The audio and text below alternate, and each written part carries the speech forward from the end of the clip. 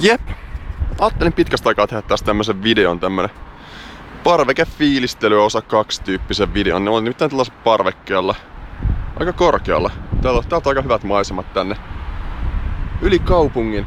Siellä näkyy jotain taloja, mä en tiedä mitäkään taloja noikin tuolla on. Ja siellä on jotain, noin on varmaan jotain tollasia, missä asuu ihmisiä. Ja pystyykö tässä zoomaamaan?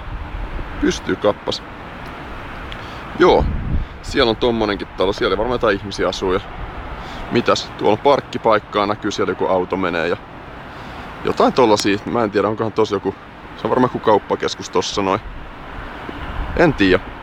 Ja tuolla on tommonen. Se on varmaan sitten toi tän kaupungin linna, nimittäin Savonlinna. Joo. Jäipä tässä. Saunasta tulin just. Saunan on palaamassa myöskin. Fiilistelen tässä näin. Syksyä. Taivas on aika harmaa. Siellä on tommonen tornitalo. Mä en tiedä mikäköhän se sitten, se on varmaan kuin jätkän kynttilä tai joku semmonen. Vähän kuvakin on sumeeta. Mut niin, parvekkeella on aina välillä hyvä tulla fiilistelemään, vähän miettiä tätä elämän kulkua, missä on oltu, mihin ollaan tultu, mihin ollaan menossa. No, mä tulin saunasta, tulin tähän parvekkeelle ja mä oon menossa takaisin saunaan, että mulla on asiat kyllä silleen aika lailla selvillä. Ei huolta huomisesta, ei huolta tästä päivästä ja tolleen noin.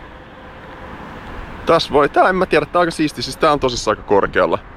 Niinku ehkä näkyy, mä en tiedä miten hyvin toi perspektiivi tosta välittyy, mutta siellä menee ihminen kalle, että kyllä tässä aika korkealla ollaan. Aika monta parveketta on alapuolella.